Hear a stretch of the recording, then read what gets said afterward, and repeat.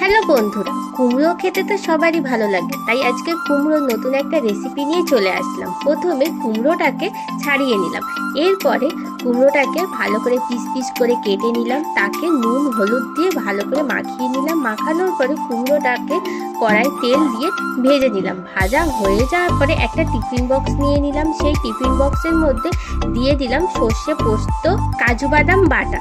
আর পুরো যদি মশলার রেসিপি জানতে হয় সেটা আমার রিলেটেড ভিডিওতে দেওয়া আছে। এরপরে আমরা কুমড়োগুলোকে ভাপাতে দিয়ে দিলাম।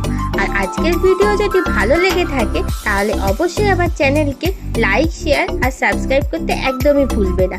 আজকের ভিডিও এই পর্যন্ত। নেক্সট যদি ভালো রেসিপি জানতে হয় তাহলে সাথে থাকবে, পাশে থাকবে।